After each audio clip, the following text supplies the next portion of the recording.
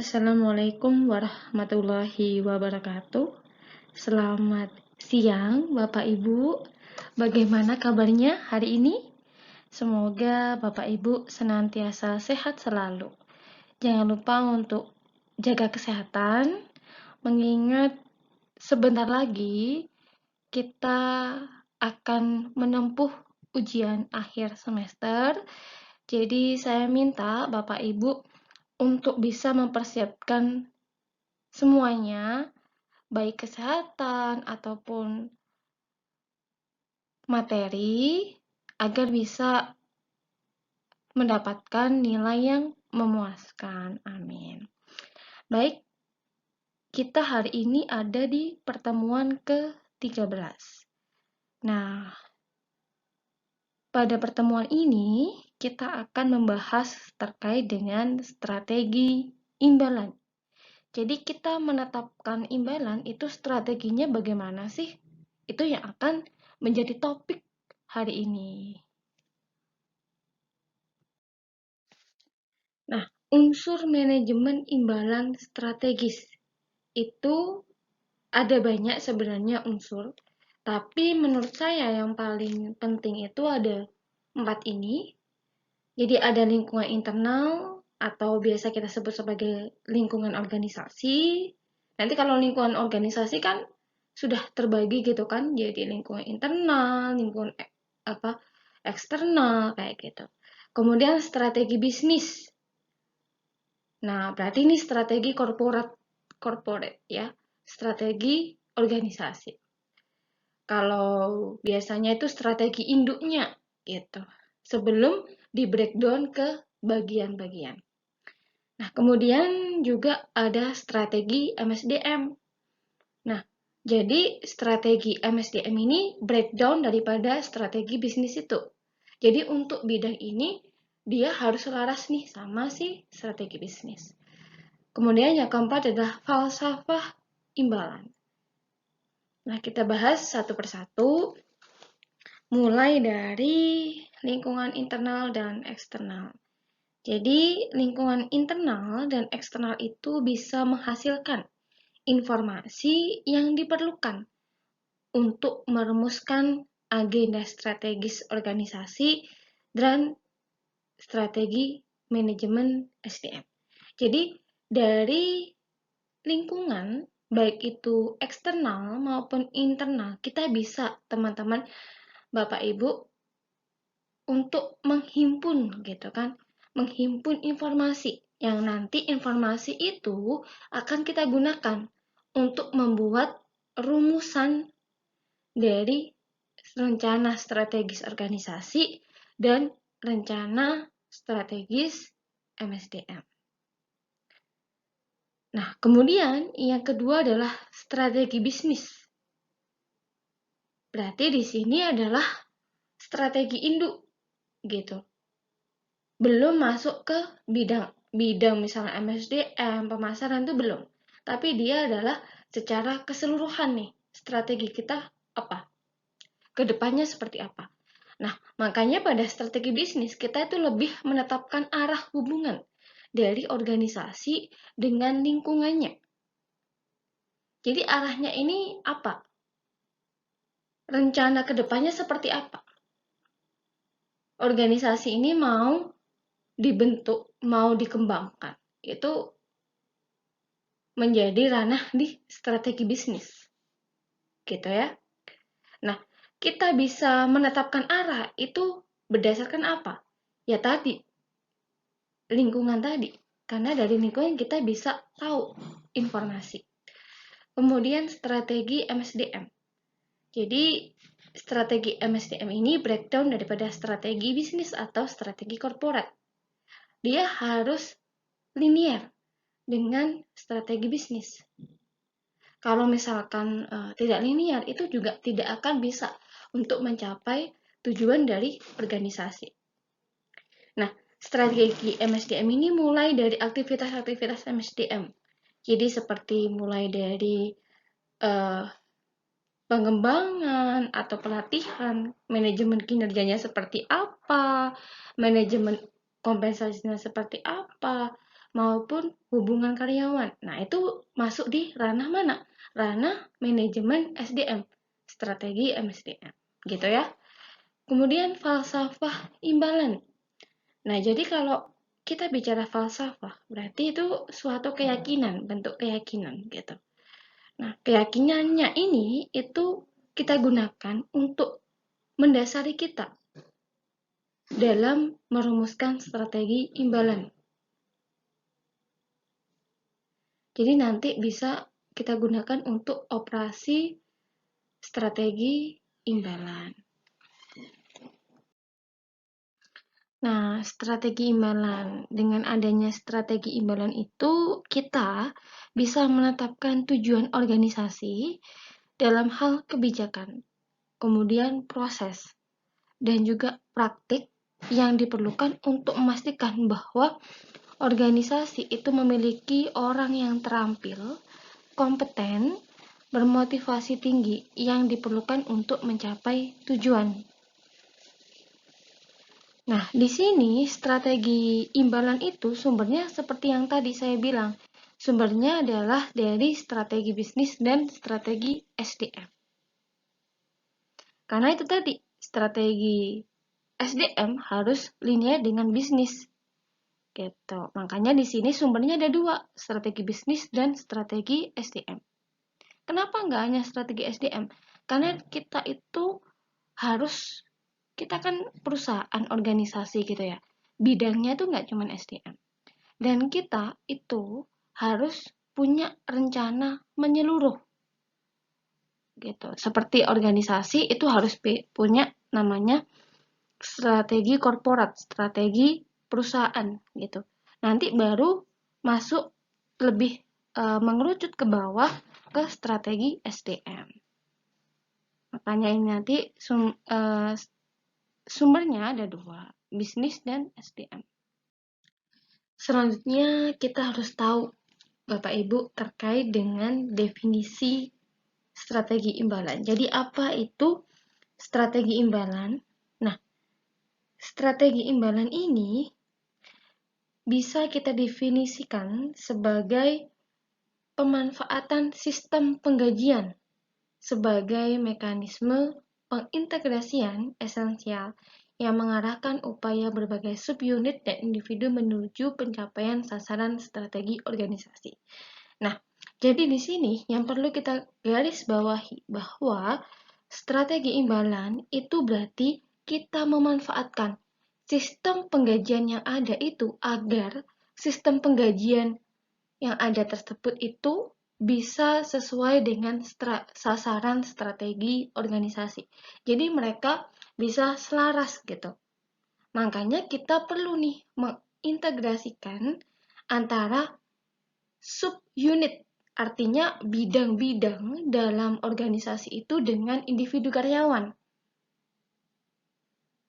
Nah, misalkan begini, ada kompensasi gitu ya, ada suatu sistem kompensasi yang diterapkan oleh organisasi. Nah, subunit misalkan SDM sama karyawannya itu perlu berintegrasi gitu. Misalkan dengan komunikasi ataupun penyampaian ide itu kita lebur gitu. Kita lebur guna kita itu bisa mendukung dari strategi organisasi. Makanya itu disebut dengan strategi imbalan. Nah, sekarang basis strategi imbalan. Berarti kalau basis ini kita jadikan sebagai dasar strategi imbalan. Ternyata dasarnya itu adalah manusia. Artinya apa? Berarti di sini proses imbalan itu harus secara kreatif bisa merespon kebutuhan orang sekaligus kebutuhan dari organisasi. Maksudnya begini, jadi organisasi itu butuh prestasi kerja dari karyawan. Makanya itu manusia ini dijadikan sebagai basis. Jadi organisasi itu membutuhkan prestasi kerja, membutuhkan produktivitas dari karyawan.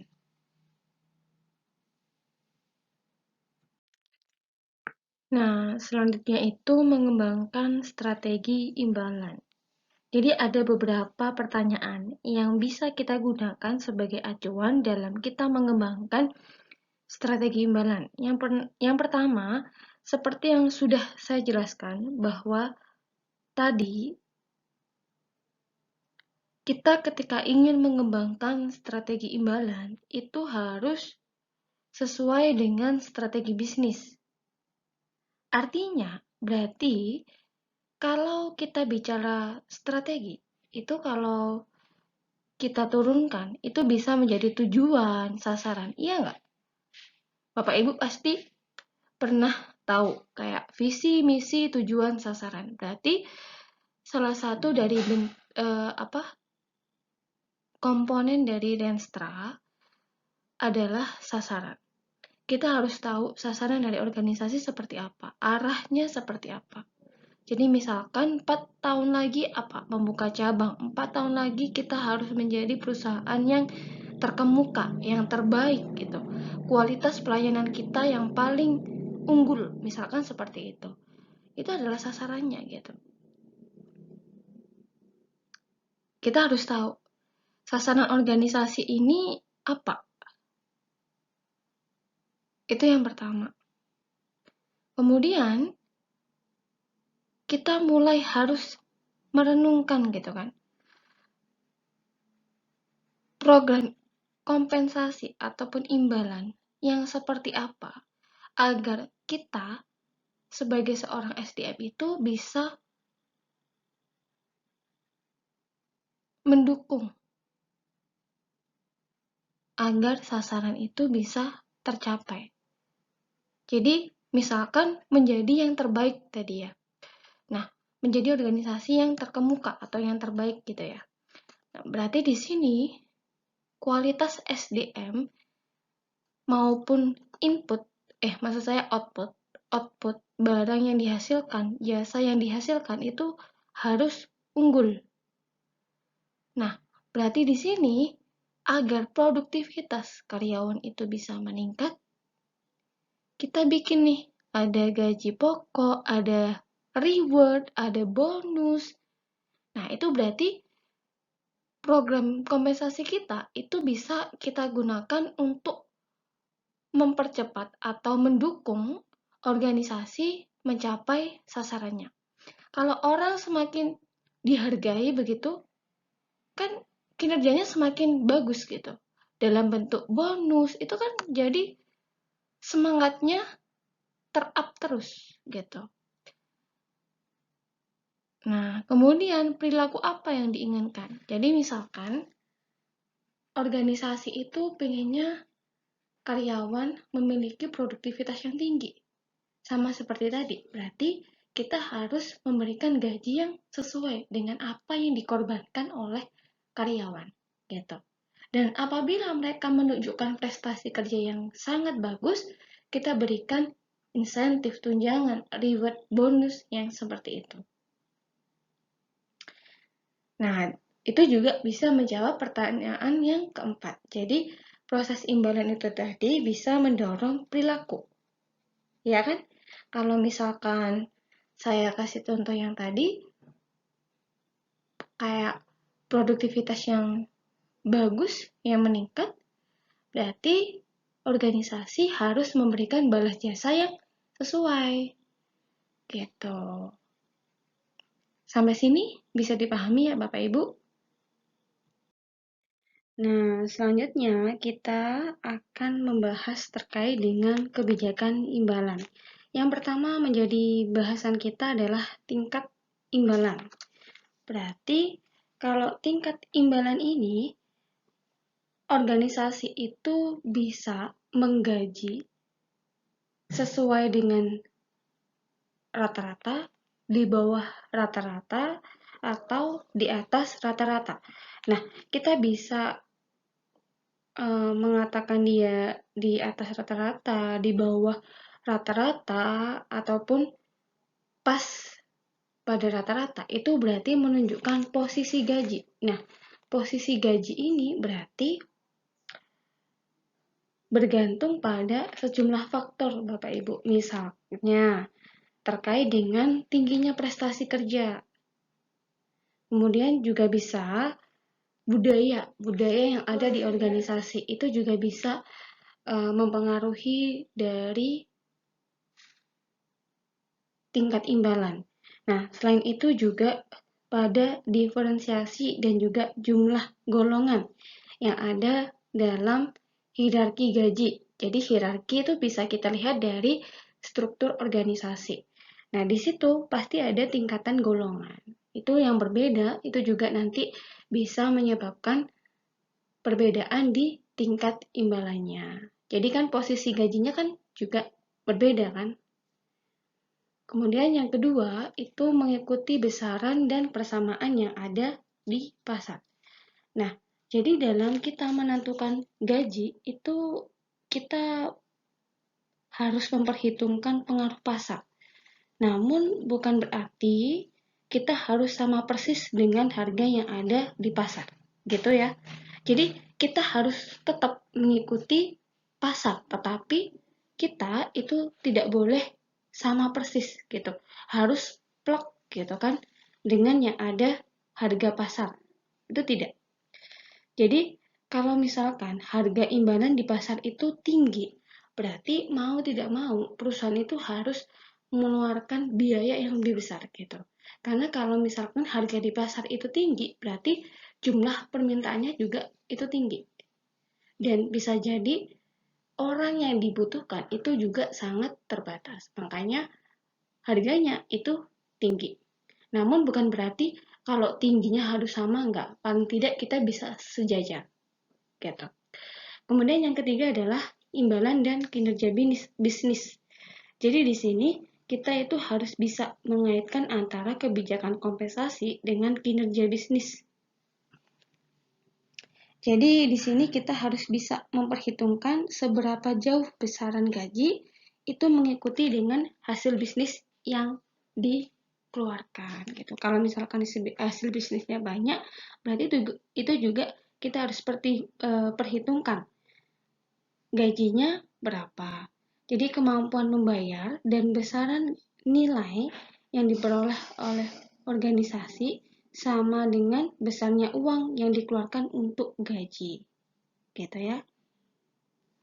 Nah, kemudian yang keempat, penggunaan imbalannya dikaitkan dengan kinerja, kemudian kompetensi dan juga keterampilan. Nah, di sini berarti misalkan gini, ada karyawan gitu yang dapat bonus. Nah, ini dibayarkan kepada yang punya kinerja yang paling bagus di organisasi tersebut. Nah, besaran dari bonus itu minimal 5% dari gaji pokok. Maksimal 25%. Gitu. Itu contoh. Kemudian melibatkan karyawan. Nah, jadi di sini keterlibatan karyawan itu sangat penting sekali, terutama dalam evaluasi jabatan dan juga penetapan metode pengukuran serta penilaian kinerja. Jadi nanti itu akan kita kaitkan dengan kompensasi yang diberikan. Kemudian yang terakhir itu berkaitan dengan transparansi, Bapak Ibu. Jadi mengkomunikasikan berarti kan transparan. Jadi kalau misalkan perusahaan yang swasta itu umumnya mereka tidak transparan terhadap gaji. Padahal karyawan ini bisa saja merasa tidak adil karena tidak transparan itu gitu. Karyawan itu bisa merasakan bahwa sistem kompensasi yang diberikan itu adil ketika proses manajemen kompensasi itu mereka tahu. Jadi mereka dibayar sekian untuk A, mereka diberikan bonus sekian. Karena seperti ini penjelasannya itu diberikan secara rinci. Itu maka timbul sifat adil gitu. Mereka merasa bahwa oh iya ini sudah adil gitu. Jadi nanti tidak akan terjadi nih Bapak Ibu rasa curiga, kemudian permusuhan itu juga bisa diminimalisir dengan adanya transparansi itu tadi. Nah, demikian presentasi kita hari ini. Apakah ada pertanyaan? Boleh disampaikan di WA Group atau ada yang ingin Bapak Ibu diskusikan, monggo silahkan disampaikan di WA Group juga. Demikian materi kita hari ini. Terima kasih atas waktunya sudah mendengarkan materi saya hari ini. Saya tutup. Akhirul kalam. Wassalamualaikum warahmatullahi wabarakatuh.